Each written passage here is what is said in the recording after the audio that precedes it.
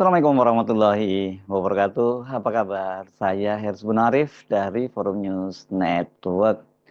Sinyal reshuffle kabinet menguat bersamaan dengan evaluasi pemerintahan Prabowo yang telah melewati masa 100 hari. Reshuffle tampaknya itu akan segera dilakukan karena Presiden Prabowo sudah menyampaikan, bahkan dalam bahasa yang sangat keras, yakni akan disingkirkan ini menteri-menteri yang tidak bekerja untuk kepentingan rakyat, yang masih bandel, bahkan kalau masih ndablek sudah diberitahu. Kapan tepatnya itu akan dilakukan reshuffle? Nah, politisi senior PDIP memprediksi reshuffle itu baru akan dilakukan dalam 3 sampai 4 bulan ke depan. Sementara nama Menteri ESDM yang juga Ketua Umum Partai Golkar, Bahlil Lahadalia, itu masuk dalam daftar, bahkan daftar teratas menteri yang bakal direshuffle karena ulahnya membuat geger, antrian panjang di mana-mana, rakyat mencari-cari sampai ada yang meninggal dunia gas LPG 3 kilogram. Ini kan berarti nyambung dong dengan tadi bahwa yang tidak bekerja untuk kepentingan rakyat. Bahlil sendiri tampaknya menyadari posisinya yang kritis. Bahkan ini yang lebih gawat lagi, dia tampaknya mencium ada internal di Golkar yang mencoba mendorong agar dia segera di reshuffle. Dia menganalogikan sebagai nahkoda, dia tahu ada yang mendorong-dorong kapal yang sudah mau karam ini, yang mereka duga mau karam maksud saya, supaya agar kapalnya lebih oleng gitu dan Bahlil jadi tenggelam. Kalau benar sinyalemen Bahlil, berarti ada soal yang lebih serius dong ya. Tidak hanya soal reshuffle, tapi juga ini pertarungan di internal Golkar yang mencoba mengkudeta posisinya sebagai Ketua Umum Golkar. Sinyal reshuffle kabinet ini menguat setelah pemerintahan Prabowo melampaui 100 hari. Memang ada tradisi semacam begitu ya, bahwa apa sih kinerja pemerintahan selama 100 hari itu. Nah, sekarang kan sudah lebih dan sudah muncul banyak sekali evaluasi-evaluasi, kemudian komentar-komentar dari pengamat tentang bagaimana kinerja dari pemerintahannya Prabowo. Tapi ini beda sekali dengan hasil-hasil lembaga survei yang menunjukkan bahwa tingkat kepuasan publik itu terhadap pemerintahannya Prabowo itu sangat tinggi, sampai di atas 80%. Jadi memang ini dua hal yang berbeda ya, antara persepsi publik yang dihasilkan lewat pertanyaan-pertanyaan kepada random kepada rakyat, dengan pengamatan dari lembaga-lembaga penelitian maupun dari pengamat yang lebih kritis gitu ya. Indikatornya lebih jelas. Kalau survei ya yang ditanya pun kadang-kadang nggak ngerti apa yang dimaksud dengan kepuasan itu, karena di satu sisi mereka nanti menyatakan apakah puas, sangat puas. Tapi apakah mereka khawatir dengan situasi sekarang? Apakah mereka melihat soal antrian LPG tadi itu menurut mereka itu mengkhawatirkan, menyengsarakan? Mereka akan jawab soal itu. Jadi jangan terlampau tergoda dengan menggunakan data-data dari lembaga survei. Ya cukup untuk senang-senangan sajalah data survei itu, karena tidak menggambarkan realitas sesungguhnya. Tapi kalau nama Bahlil sebagai Menteri SDM yang berada di dalam daftar teratas yang ingin direshuffle menyusul kisruhnya LPG 3 kilogram itu, saya kira ini kalau dilakukan survei maupun kalau Anda tanya kepada publik secara langsung, dan juga kemudian menurut para pengamat, itu pasti dipastikan sama. Dia akan tetap berada di daftar itu ya. Kalau toh mau dibuat 10 besar, dia akan teratas, 5 besar juga akan tetap teratas gitu ya. Akibat dari langkah Bahlil yang memangkas peredaran dari LPG 3 kilogram itu, yang tidak memberikan kesempatan lagi buat para warung-warung kecil atau sebut pengecer untuk menjual gas LPG 3 kilogram, itu kan kemarin menimbulkan kekisruhan, atau bukan kekisruhan, kekacauan yang luar biasa ya. Di mana-mana itu terjadi kekisruhan, dan bahkan ini nyaris terjadi konflik, bahkan konfliknya ini konflik horizontal antara warga dengan warga yang berebut gas melon ini. Nah, yang mengejutkan kan ketika ribut-ribut di masyarakat itu, kemudian Dasko sebagai pimpinan DPR mengaku mereka telah berkomunikasi dengan Presiden Prabowo, dan mereka dapat kepastian dari Presiden Prabowo bahwa keputusan untuk memangkas para pengecer itu, tidak lagi bisa mendistribusikan gas melon 3 kilogram itu, bukan kebijakan dari Pak Prabowo, bukan maunya Presiden, itu kebijakan Bahlil. Karena itulah kemudian Prabowo itu meminta agar hari itu juga dipulihkan. Tanggal 4 Februari ini, seingat saya ya, dipulihkannya. Jadi hanya berumur selama 4 hari saja kebijakan itu, dari tanggal 1 Februari sampai tanggal 4, tapi dampak kerusakannya itu luar biasa besarnya. Ya wajar kalau kemudian muncul dugaan-dugaan akan ada reshuffle kabinet, dan di tengah situasi seperti itu kan pada tanggal 5-nya kemudian ketika berbicara dalam peringatan hari lahir dari NU, Nahdlatul Ulama yang ke-102, dan sekaligus membuka pertemuan alim ulama NU itu, Presiden Prabowo dengan sangat keras menyatakan bahwa dia akan menyingkirkan menteri-menteri yang bekerja tidak untuk kepentingan rakyat. Sekarang pun, saudara-saudara, kita harus berani. Kita harus berani.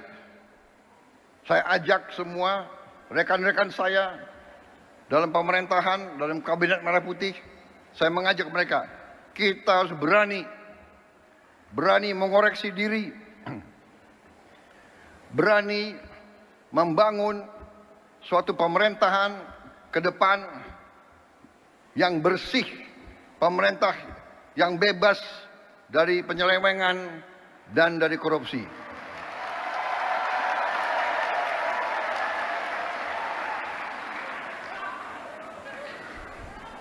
Itu tekad kami. Kami akan terus, dan kami mengerti, kami tahu ada perlawanan-perlawanan, tapi kami yakin apa yang kami perjuangkan adalah untuk bangsa dan rakyat Indonesia.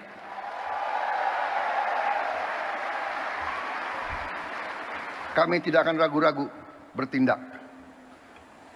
100 hari pertama, ya, saya sudah beri istilahnya peringatan berkali-kali.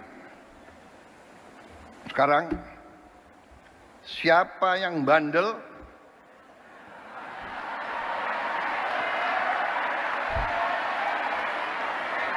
siapa yang dablek,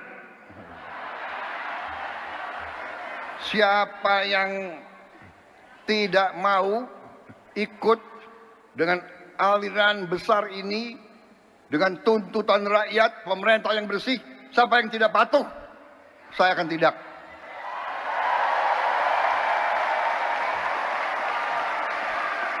Jadi, saudara-saudara, ya, 100 hari pertama kami akan baik. Dalam arti, saya berharap ada kesadaran. Saya pernah menyampaikan, seluruh aparat, seluruh institusi, bersihkan dirimu.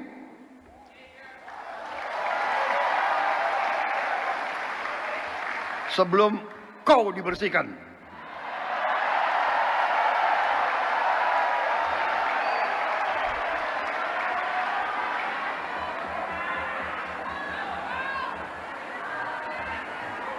Dan saya ingatkan semua aparat, kesetiaanmu adalah kepada bangsa negara dan rakyat Indonesia.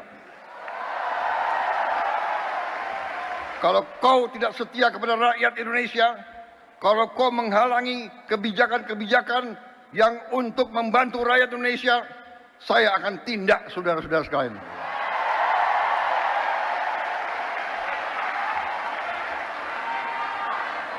Dan saya minta menteri-menteri, pemimpin-pemimpin lembaga, tidak ragu-ragu. Saudara-saudara kita hanya bekerja untuk bangsa, negara, dan rakyat Indonesia.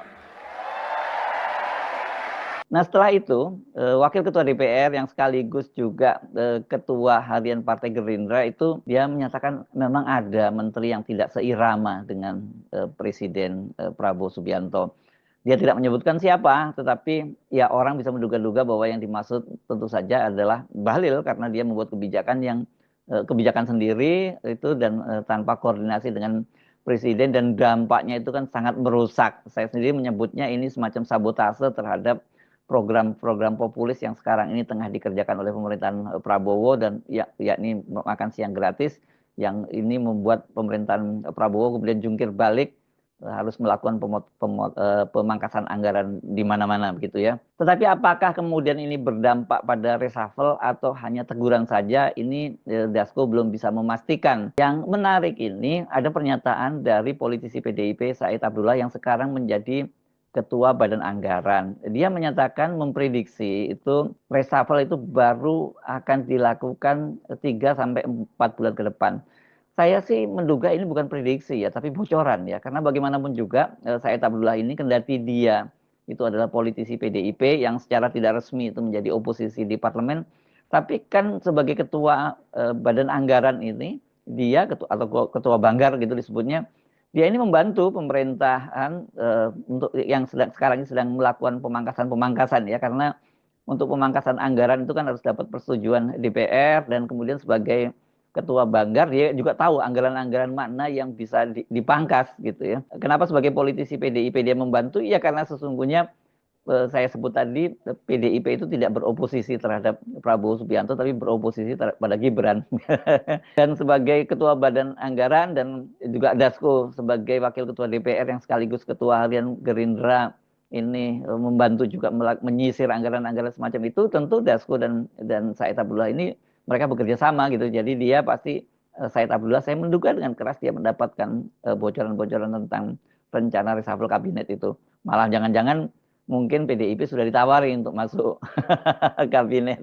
Walaupun kita tahu selama ada Gibran kelihatannya agak sulit buat PDIP masuk ke kabinet. Selain itu kan sebagai ketua Badan Anggaran ya di DPR Said Abdullah ini pastikan ikut mengkondisikan agar DPR menyetujui penyisiran anggaran dan mana-mana yang harus dipangkas. Setidaknya PDIP yang di luar pemerintah itu tidak mempersoalkan itulah. Dan sejauh ini kan mulus ya pemangkasan anggaran itu. 100 hari sebenarnya bagi presiden sudah cukup. Namun nampaknya bahwa presiden kita akan melihat katakanlah 3 atau 4 bulan lagi menurut perkiraan saya. Ini kata Said Abdullah ketika ditanya soal reshuffle kapan dilaksanakan. Said mengaku bahwa dia merujuk sejumlah hasil survei tingkat kepuasan publik kepada pemerintahan Prabowo memiliki catatan luar biasa karena mencatat angka 85%.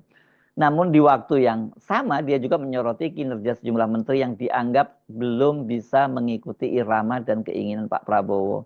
Perhatikan dia juga menggunakan kata irama seperti yang digunakan oleh Dasko ya. Ketua Badan Anggaran itu, maksudnya Said Abdullah tadi ya, menilai masih ada para menteri yang gagap mengikuti irama presiden. Ada pula yang kinerjanya justru membebani presiden sehingga presiden harus turun tangan. Ada yang gagap untuk mengikuti irama presiden yang begitu cepat, bahkan ada menteri yang membuat kebijakan justru kebijakannya membebani Bapak Presiden sehingga presiden ketika kebijakan itu dikeluarkan oleh menteri akhirnya presiden sampai langsung turun tangan untuk menyetop kebijakan menteri tersebut. Ya, ini walaupun nggak perlu ditanyakan kepada Said, kita jelas tahu dong apa maksudnya kebijakan yang harus di stop di tengah jalan. Dia tadi soal gas LPG 3 kg tadi. Jadi menurut Said, larangan LPG 3 kg dijual eceran itu belum bisa diuji validitasnya. Dan kata dia, setiap kebijakan apalagi yang menyangkut hajat hidup masyarakat harusnya memiliki pilot project sebelum diberlakukan. Jadi, kalau sekali lagi apakah Bahlil akan di reshuffle? Iya, pastilah, kata dia. Soal LPG karena menimbulkan keriuhan, kegaduhan, kemudian kebijakan yang ditempuh juga belum diuji tingkat validitasnya, tingkat kecanggihannya. Nah, pertanyaannya, apakah Bahlil itu bisa di reshuffle? Atau beranikah Prabowo mereshuffle Bahlil? Ini kan nggak mudah ya. Jelas yang pertama adalah posisinya Bahlil sebagai Ketua Umum Golkar. Yang kedua, dia adalah orang dekatnya Jokowi. Atau lebih tepatnya adalah orang Jokowi yang ditempatkan di kabinetnya Prabowo.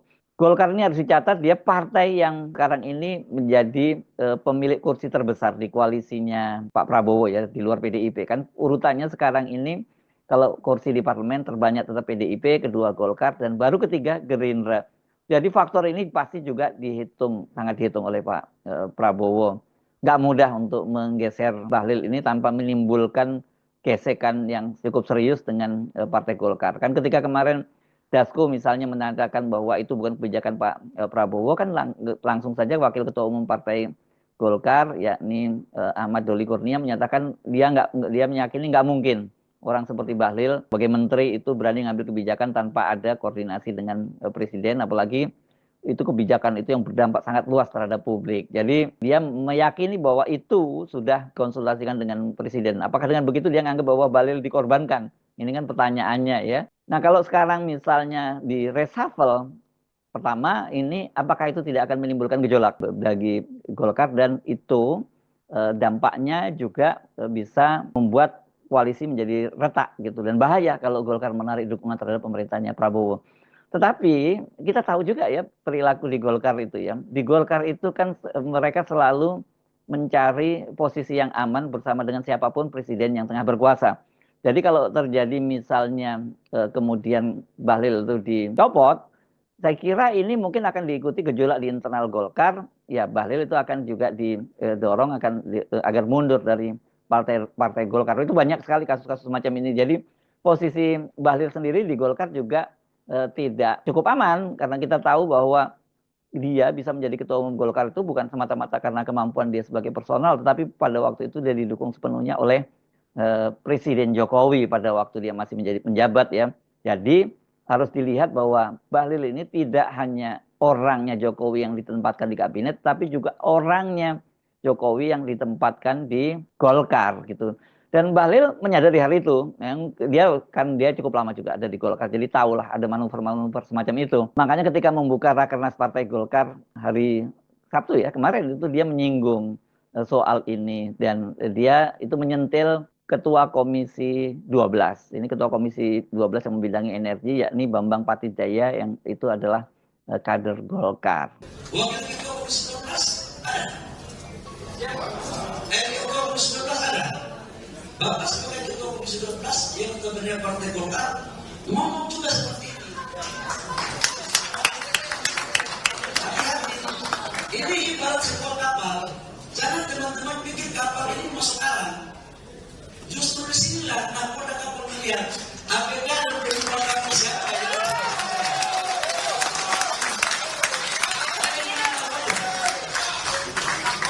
Justru di momentum seperti ini juga dalam strateg itu ada instrumen menguji mana APK dan membawa kapal yang taat pada tujuan kapal dan mana yang memang lihat kapal ini meloncat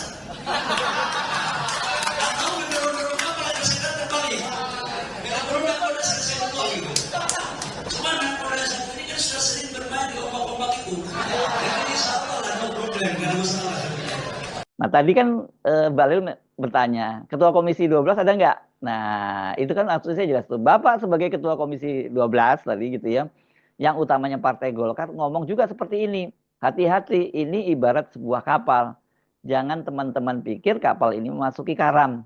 Itu tadi ya kata Bahlil ketika dia pidato di kantor DPP Partai Golkar. Jadi kata Bahlil tadi, ya ini kata dia justru momentum untuk seorang nahkoda. Ini maksud dia tentu dia sebagai ketua umum untuk menguji anak buah kapal. Jadi menguji loyalitas anak buah kapal. Dan di momen tersebut kata dia kan ada anak buah kapal. Nah ini nih yang menurut saya kata-kata ini yang perlu kita garis bawahi soal kemungkinan dia mencium ada upaya kudeta di Golkar. Ada anak buah kapal yang taat kepada tujuan kapal dan ada yang meloncat karena perahu sedang miring. Bahkan kata dia ada yang mendorong-dorong agar kapal segera terbalik. Waduh, serius ini. Jadi kalau lihat ini dalam waktu dekat rasa-rasanya ya memang mungkin belum terjadi reshuffle ya, apalagi itu faktor dari Golkar, belum lagi faktor Pak Jokowi. Dan karena saya sebut tadi jelas clear semua orang juga tahu bahwa Bahlil adalah orangnya Jokowi di kabinetnya Pak Prabowo. Jadi kalau Pak Prabowo mencopot Bahlil, jelas dia harus mendapat blessing dari mantan Presiden Joko Widodo. Yang kedua, atau dia bersiap untuk konfrontasi dengan Jokowi. Kita lihat saja apakah ini momentumnya sudah siap. Kalau terjadi sampai kemudian Bahlil itu di reshuffle, apalagi kemudian diikuti dengan kudeta Bahlil di Golkar, ya berarti itu memang sudah terjadi, posisi Prabowo terhadap Jokowi itu makin menguat dan dia berani ngambil keputusan. Jadi saya kira soal Bahlil untuk dicopot itu nggak mudah. Tetapi kalau kemudian sekarang juga tetap dilakukan reshuffle dan reshuffle-nya hanya parsial dan Bahlil tidak dicopot, itu kan juga tidak membuat publik puas ya. Jadi ini dilema dari Pak Prabowo, atau bukan dilema ya, tepatnya pekerjaan rumah yang harus diselesaikan oleh Pak Prabowo. Makanya kemudian tadi politisi PDIP Said Abdullah memprediksi itu baru terjadi 3-4 bulan yang akan datang. Saya Herzubno Arif dari Forum News Network. Sampai jumpa lagi. Wassalamualaikum warahmatullahi wabarakatuh.